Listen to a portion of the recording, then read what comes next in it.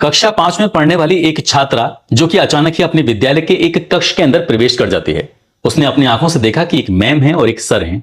दोनों ही रोमांस की स्थिति में थे। जैसे ही उस लड़की ने अपने सर और मैम को देखा, अपने कदमों को जैसे ही पीछे करने की कोशिश की, अचानक ही सर की नजर उस लड़की पर पड़ जाती है। उस लड़की को देखते हैं और देखने के बाद उसे अपने पास बुलाते हैं और पास बुलाने के बाद कहते हैं कि जो भी तुमने यहां पर देखा है, ये बात किसी को पता नहीं चलनी चाहिए। यदि ये बात किसी को पता चलती है तो तुम्हारा नाम काटकर तुम्हारे हाथ में टीसी दे दी जाएगी। फिर इधर से उधर चक्कर काटती रहना। यह भी धमकाया गया। इसके बाद और भी कुछ धमकाने की कोशिश की जाती है। तो लड़की इतना डर जाती है, सहम जाती है कि फिर वो विद्यालय नहीं जाती और कई दिन बीत जाते हैं। आखिरकार उसकी सबसे खास सहेली होती है, नाम उसका जीनत होता है। जीनत अपनी सहेली यानी कि जोया के पास जाती है और जोया से कहती है कि तुम कई दिनों से विद्यालय नहीं आ रही हो, क्या बात है, क्या परेशानी है, तुम्हारी तबीयत तो ठीक है। तभी जोया अपनी सहेली जीनत को पूरी कहानी बयां कर देती है कि कुछ ऐसा हुआ था। उसके बाद वो कहती है कि परेशान होने की जरूरत नहीं है, विद्यालय चलेंगे और शिकायत करके आएंगे ताकि कुछ आगे बात ना हो। अब ये बात दोनों सहेलियों में आपस में होती है। वो सहेली स्कूल जरूर जाती है, लेकिन उसी दिन उसकी बहुत दर्दनाक रूप में मौत हो जाती है। ऐसी मौत होती है कि उस मौत की चर्चा चारों तरफ होने लगती है।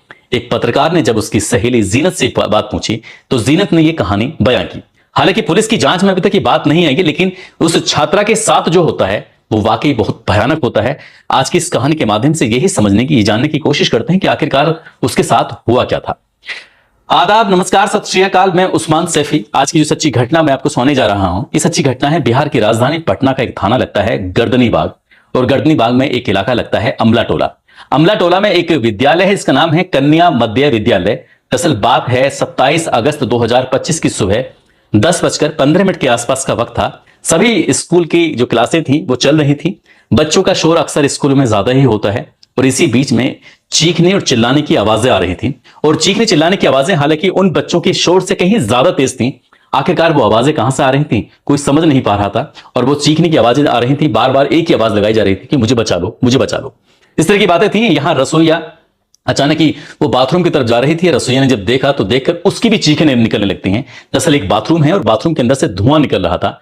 तभी वो जब रसोईया जोर जोर से चीखने लगती है, चिल्लाने लगती है, तब स्टाफ तक बात पहुंचती है, स्कूल के बच्चों तक बात आवाज पहुंच जाती है। उसके बाद देखते देखते यहां पर जमघट लग जाता है। अब जब देखते क्या है कि ये एक जो शौचालय है, शौचालय के अंदर से चीखने की आवाज आ रही थी। एक लड़की शायद उसके अंदर बंद थी, उसकी चीखों से ये पता चल रहा था। अब उस दरवाजे को खोलने की तमाम कोशिशें की जाती हैं। आखिरकार कोशिश रंग लाती है और दरवाजा खुल जाता है।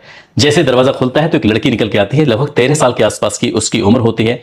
उस लड़की को जैसे एक ले जाने की बात कोशिश कर रहे थे, तो यहां से लगभग 11:15 के आसपास का वक्त था। उस लड़की को यहां से PMCH यानी कि पटना मेडिकल कॉलेज हॉस्पिटल में उसे लेके जाया जाता है। और उसको लेके जब जा रहे थे तो वाकई अपना में बड़ी बेतरतीब तरीके से उसको लेके जा रहे थे। ई रिक्शे पर उस लड़की को ऐसे लिटा दिया गया। एक एम्बुलेंस की व्यवस्था भी नहीं हो पाती है। आखिरकार जब मामला वहां पटना के मेडिकल कॉलेज में पहुंच जाता है, यानी कि लड़की वहां पहुंच जाती है, उसके इलाज की बातचीत होती है, उसके बारे में पूछा जाता है, तो कोई भी स्टाफ वाला उस बच्ची का नाम नहीं बता पाता। यह सब वाकई सबसे शर्म की बात भी होती है और हैरान करने वाली बात भी होती है। तब उसका नाम लावारिश में दर्ज किया जाता है। पूछा जाता है कि इसके पीछे क्या कारण था। हालांकि वो टीचर पूरी तरह से कारण तो नहीं बता पाते हैं, लेकिन जो डॉक्टर होते हैं उनको लग जाता है कि आखिरकार कुछ ना कुछ तो मामला है। तब उसके बाद फिर वो कहते हैं कि ये पुलिस केस है, इसलिए हमें इस मामले की जानकारी पुलिस को देनी ही पड़ेगी। तब गर्दनी बाग पुलिस को सूचना दी जाती है। पुलिस मौके पर आती है और आने के बाद पूछा जाता है कि ये बच्ची कौन है। दरअसल आपने देखा होगा कि बहुत सारे ऐसे विद्यालय हैं, स्कूल हैं, खासकर ये सरकारी विद्यालय की मैं बात कर रहा हूं। सरकारी विद्यालय में पढ़ने वाले न केवल बच्चों के नाम बल्कि माता और पिता के नाम भी पता होते हैं शिक्षकों को, और ये भी जानते हैं कि उनके माता पिता क्या काम करते हैं, क्या नहीं करते हैं, बच्चा विद्यालय क्यों नहीं आ रहा है। बहुत से टीचरों को तो इस बात की भी जानकारी होती है। लेकिन अफसोसजनक बात यह थी कि इस लड़की की, जिसकी उम्र 13 साल के आसपास थी, इसके बारे में कोई इस हॉस्पिटल के अंदर यह भी नहीं बता पाया कि वो कौन सी क्लास की छात्रा है, उसके माँ का नाम क्या है, उसके बाप का नाम क्या है और उसका खुद का नाम क्या है। आखिरकार जब पुलिस आती है, पुलिस अपने तरीके से बातचीत करती है, पूछताछ करती है, तब कहीं जाकर ये थोड़ा वक्त लग जाता है, लगभग 1 घंटे के आसपास। तब पता चलता है कि इस लड़की का नाम जोया है।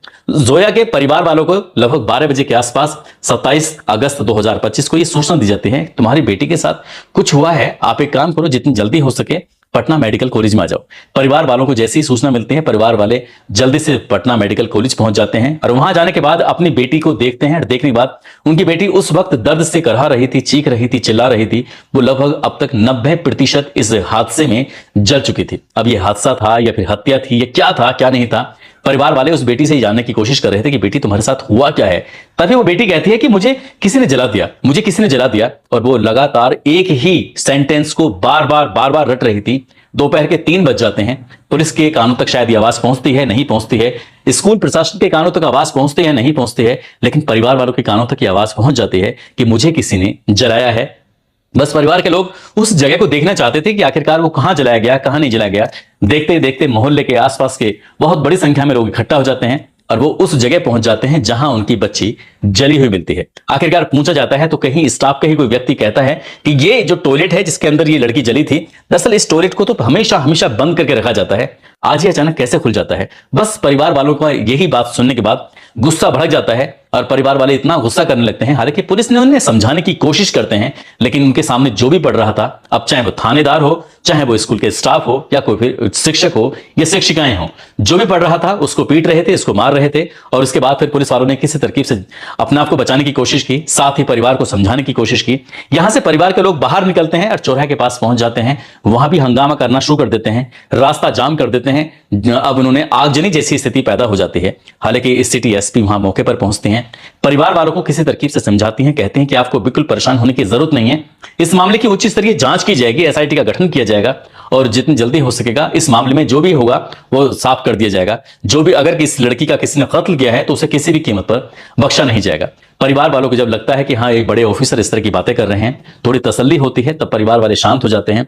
आखिरकार उस बच्ची को लेकर घर जाया जाता है, जो एक रीति रिवाज के हिसाब से उसका अंतिम संस्कार यानी कि सुपुर्द खाक उसका कर दिया जाता है। उस लड़की के जो पापा होते हैं, दरअसल वो सब्जी बेचकर अपने परिवार का गुजर बसर करते हैं। साथ ही लड़की की जो मां होती है वो दाई का काम करती है और वहीं से ही थोड़ी बहुत पैसों की इनकम होती है। 4 बहनों में ये सबसे छोटी वाली बहन होती है, एक इसका भाई होता है। अब इसी बीच में पत्रकारों ने इस मामले की जब जांच पड़ताल अपने स्तर से देखने की कोशिश की कि आखिरकार क्या हुआ है। जब एक पत्रकार इस लड़की के घर पहुंचती है तो परिवार वालों से पूछा जाता है कि आखिरकार क्या मामला है। तभी परिवार के लोग कहते हैं कि हमें सूचना इतनी देरी से क्यों दी गई। साथ ही वो कहते हैं कि हमारी बेटी का नाम लावारिश में क्यों दर्ज किया गया, जबकि हमारी बेटी को कौन नहीं जानता था। आज उसकी क्लास के बच्चे जानते थे, बाकी स्टाफ भी जानता था। ऐसा नहीं था, उस विद्यालय के अंदर बहुत सारे बच्चे थे। तभी जो घर वाले परिवार वालों ने कहा कि आपको याद होगा कि कुछ महीने पहले इसी विद्यालय के जो हॉस्टल था, उस हॉस्टल से एक लड़की ने कूद के अपनी जान दे दी थी। उसके बाद ये हॉस्टल बंद हो जाता है। आखिरकार कुछ ना कुछ तो बात है। पिता ने तहरीर दी कि उसकी बेटी के साथ कुछ गलत हुआ है, गंदा काम हुआ है। उसके बाद उसकी बेटी की हत्या कर दी गई है, वो भी बहुत भयानक रूप में। आखिरकार पुलिस ने इस मामले की जांच पड़ताल करना शुरू किया है। तो जिस टॉयलेट के अंदर वो लड़की मिलती है, दरअसल वहां पर एक बोतल मिलती है। बोतल के अंदर बताया जाता है कि उसमें कैरोसिन था। कहां से आया ये पुलिस की जांच का विषय था। लेकिन ये जो स्टाफ के हैं, जो स्कूल के विद्यालय में पढ़ाने वाले टीचर हैं, बाकी वो भी हैं, वो ये उनका ये दावा है कि ये जो शौचालय का गेट था वो अंदर से बंद था, ना कि बाहर से किसी ने बंद किया था। वो अंदर से क्यों बंद होगा, तो सहज ही अंदाजा लगाया जा सकता है कि अगर अंदर से बंद है तो हो सकता है लड़की ने एक कदम उठाया। लेकिन लड़की ने ऐसा कदम उठाया तो किस वजह पर उठाया, उसकी क्या वजह हो सकती है। अब पुलिस की जांच का विषय है कि पुलिस इस मामले की जांच पड़ताल करेगी। हालांकि पुलिस ने 2 एफआईआर दर्ज की हैं। एक एफआईआर उस लड़की की पिता की तहरीर के आधार पर पुलिस इस मामले की जांच पड़ताल कर रही है। साथ ही दूसरी तहरीर दी जाती है वो पुलिस की तरफ से होती है। सरकारी कार्य में बाधा डालना, हंगामा करना, तोड़फोड़ करना और पुलिस वालों के साथ मारपीट करना, स्कूल के स्टाफ के साथ मारपीट करना। इसमें 10 नामजद और 200 अज्ञात हैं। पुलिस ने लगभग 25 लोगों को, जब हम इस कहानी को सुना रहे थे, इतने ही लोगों को गिरफ्तार कर लिया था। अब इस मामले की जांच पड़ताल की जा रही है, लेकिन पुलिस अभी किसी ठोस नतीजे पर नहीं पहुंची है कि इस लड़की के साथ असल में हुआ क्या है। लेकिन परिवार का यह दावा है कि उसकी बेटी के साथ कत्ल किया गया है, उसको जलाकर मारा गया है। लेकिन इसके पीछे की वजह यह है कि जो उसकी सहेली कहती है उसमें कितना सच है कितना नहीं है, यह भी पुलिस की जांच का विषय है। कि एक लड़की अपने ही विद्यालय के कमरे में जाती है और जब कमरे में जाती है तो वहां पर एक मैम है, एक सर हैं, दोनों ही एक ऐसी स्थिति में थे जो शायद विद्यालय में ऐसे स्थिति में किसी को नहीं देखा जा सकता, ना ही कल्पना की जा सकती, ना ही उम्मीद की जा सकती। उस बच्ची ने देखा, इसलिए वो लगातार कई दिनों तक विद्यालय नहीं आ रही थी, डर रही थी, सहम रही थी। लेकिन जिस दिन वो विद्यालय जाती है उसी दिन उसको साथ ये हादसा हो जाता है। अभी फिलहाल इस मामले में पूरे प्रदेश भर में लोगों में चर्चा का विषय बना हुआ है। हर कोई इस कहानी के बारे में जानने की कोशिश में जुटा हुआ है। दोस्तों, इस पूरे घटनाक्रम को सुनाने का उद्देश्य किसी को परेशान करना नहीं है, किसी का दिल दुखाना नहीं है, बल्कि आपको जागरूक करना है, आपको सचेत करना है। और जाते जाते ये नोएडा की रहने वाली हैं नीति चौहान, आज इनका जन्मदिन है। इनको जन्मदिन की ढेरों सारी शुभकामनाएं, बहुत बहुत मुबारकबाद। साथ ही बाड़मेर के कल्याण सिंह हैं, झारखंड से रोशन चौधरी हैं, बिहार से कार्तिक कुमार ठाकुर हैं, नेपाल से आरजे जयंत हैं, आज इनका भी जन्मदिन है। इन सभी को जन्मदिन की ढेरों सारी शुभकामनाएं, बहुत बहुत मुबारकबाद। और कुछ लोगों ने नाम लेने की अपील की है। ईशांत गौतम, अब्दुल रहमान, संजय शुक्ला, हसन मंसूरी, डॉक्टर रकीब खान, अर्चना श्रीवास्तव, रामू ठाकुर, अनिल यादव, इरशाद आलम, मोहम्मद रेहान, राशिद अरवाज, अंजुम खान, रेशमा खान, अंकुर किशोर, आशुतोष कुमार गुप्ता, देवेंद्र सिंह, राम कुमार परमार, रवि यादव। आप सब लोग अपना ख्याल रखें, सुरक्षित रहें। जय हिंद, जय भारत।